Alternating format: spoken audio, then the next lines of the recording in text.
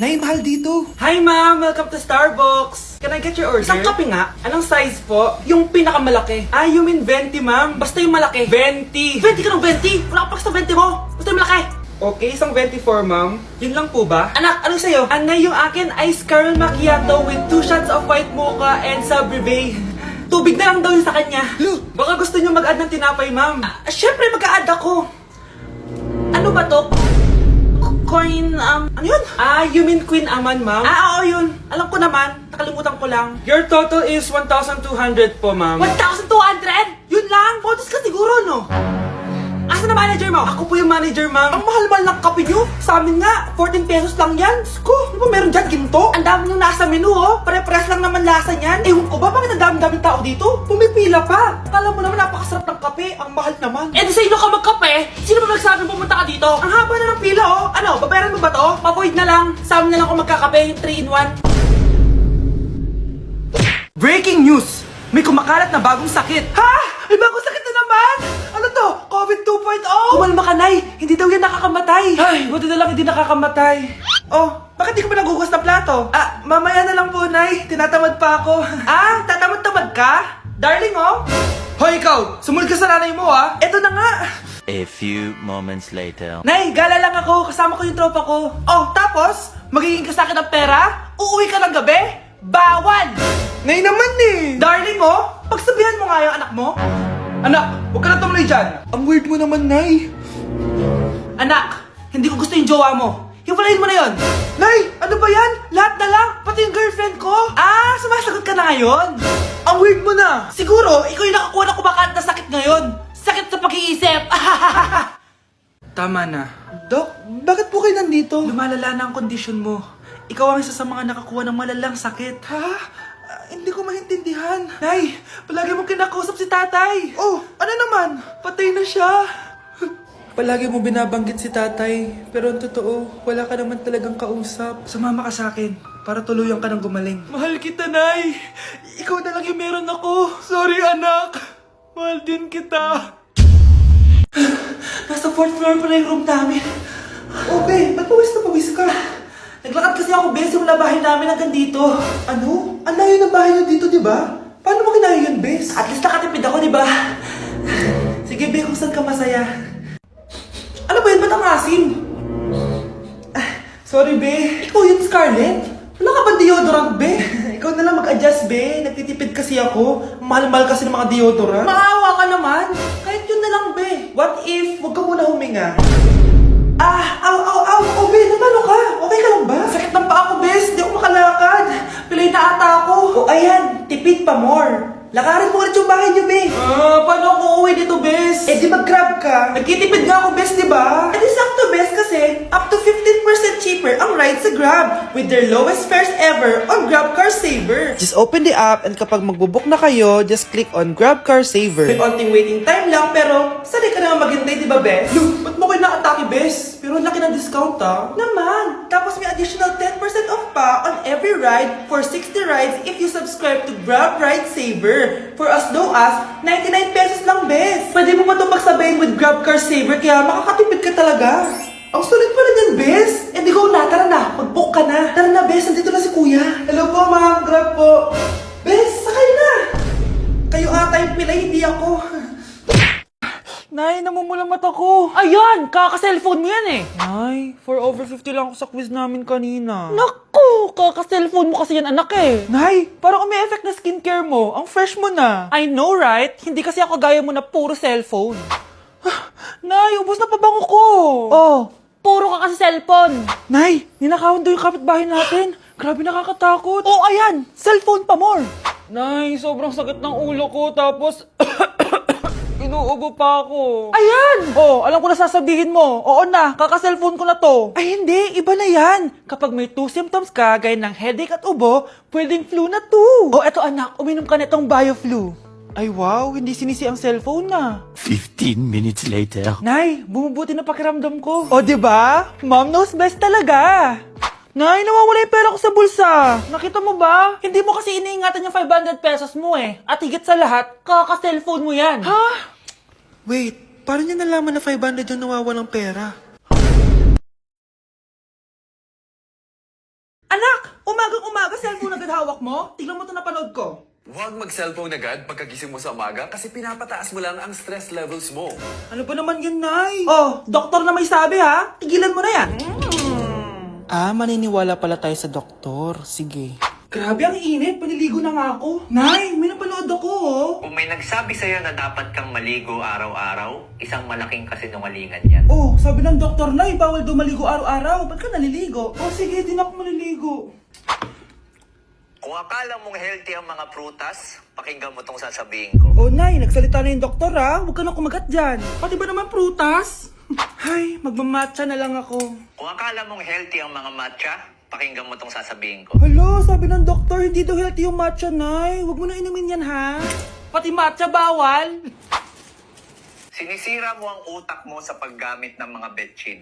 Oh, Nay, sabi ng doktor, sinisira mo daw utak mo. Huwag ka na maglagay niyan. Tama na!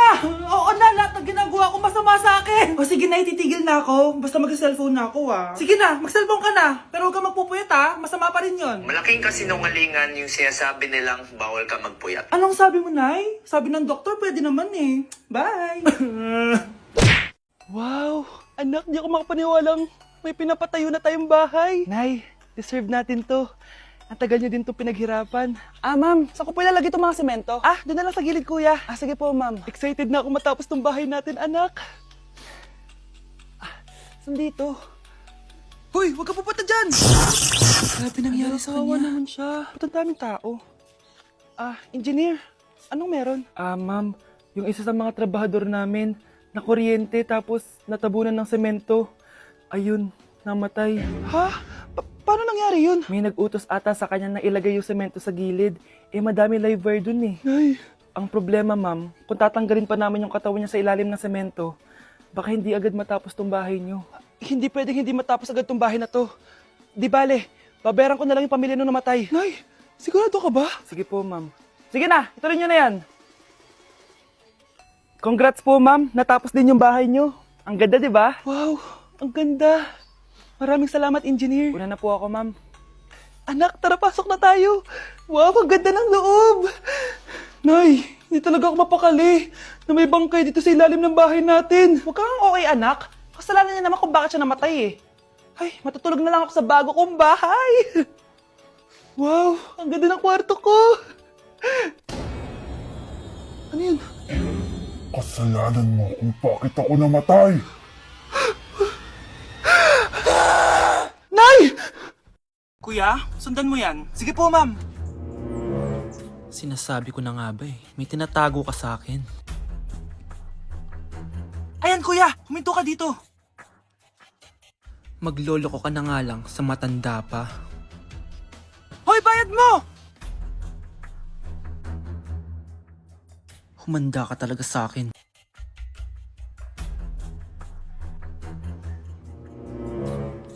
Ang sweet niyo naman. May paregalo ka pa, ha? Ano yun? Scarlett? Anong ginagawa mo dito? Manloloko ka! Pinagpalit mo ko dito sa matandang pangit na to? May paregalo ka pa, ha? Eh, sa akin nga, wala kang binibigyan na regalo, eh. Ah, Scarlett, magpapaliwanag ako. Manahimik ka! At ikaw naman, matandang pangit, sayong-sayo na tong boyfriend ko! Magsama kayong dalawa! Aba, walang respeto tong girlfriend mo, ah. Ano pinagsasabi mo, Scarlett? Eh, nanay ko to. Excuse mo lang yan! Eh, mukha nga nagtatago ka kanina eh! Nagtatago ako kasi isusurprise namin yung tatay ko. Ganito babae ba yung gusto mo, anak? Yung walang modo? Nay, pagpasensyahan niyo na siya. Tita, sorry po. Anong sorry? Matandang pangit ako, di ba? Lumayas ka dito, babae ka! Sorry na, tita. Ayaw mo lumayas, ha? Brownie! Good boy! Tumakbo ka na! Kapag pinirmahan mo to, akin na lahat ng mga kayamanan mo.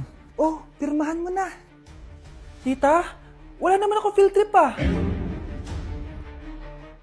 Hindi pa ba sinasabi ng teacher niyo na may field trip kayo? Anak, okay lang. Pipirmahan ko na to para makasali ka sa field trip niyo. Walang iya ka talaga, Rosa. Wala ka talagang titira sa akin, ha? Manda ka talaga sa akin. Mabilis ka talagang utuin, Susan. Salamat, Mare. Ramon, napapirma ko na siya. Atin na ang bahay, pera at mga ari-arian niya. Magaling ka talaga, Rosa. Kaso kailangan na natin kumilos na mabilis. Kasi sabi ng doktor, nagre-recover na yung mata niya. Ano? Kaya bukas na bukas din, papalayasin na natin sila. Total, nakuha na natin ang gusto natin. Nay, bakit mo pinirmahan yun, ha? Maliban natin kung ano nilalaman ng papel na yun. Huwag kang mag-alala, anak. Malapit nang matapos ang maliligayang araw ng tatay mo at ng kabit niya. Tita, bakit may dala kang maleta? Aba, syempre, lilipat na ako dito sa bago kong bahay. Ano? Tay, ano ibig sabihin nito, ha? Nakalagay dito sa papel na pinirmahan ng nanay mo na amin na tong bahay, mga sasakyan niya at ang mga pera niya. Napakahayop nyo! Bakit ang ingay? Ano nangyayari? Nay, kinuha na nila lahat sa atin! Ayan, magsama kayo mag-ina. Ngayong nasa amin na ang lahat, pwede na kayong lumayas. Ramon, magse-celebrate tayo, ha? Ang galing niyo din, no? Ha? Nakakakita ka? Bago kayo mag-celebrate, I-check niyo muna kung pirma ko ba talaga yung nakalagay dyan. hindi pwede to! Tay! Attorney! Kita mo naman kung anong ginawa na tong dalawang to, di ba? At nandito na rin ang ebidensya na magpapatunay na naghaharutan sila sa loob ng bahay ko. Anong gagawin niyo sa amin, ha? Mahal, huwag mo naman gawin sa amin to, please, oh. Magbabago ako, please. Oh, eh! Sorry kung natatapakan kayo pagka-love team nyo, ha? Arestuhin nyo na yung mga yan. Mag-celebrate kayo sa kulungan. Kayong dalawa, sumama na kayo sa akin sa presinto.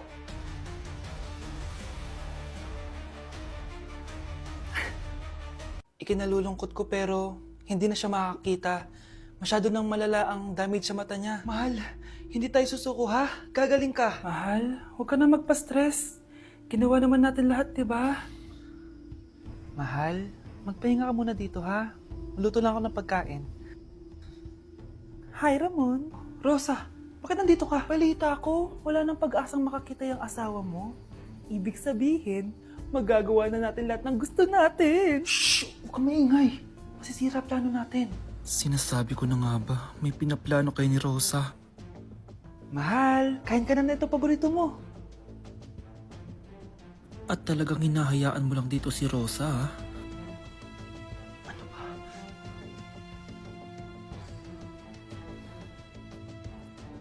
Walang ya kayo? Sa harap ko pa talaga at sa sarili kong bahay? Tay, nabalitaan ko yung nangyari kay nanay. Ipagdasal na lang natin na gumaling pa rin siya, anak. May CCTV dito sa bahay. Kailangan kong makuha yung mga files na yun. Nay? Nay?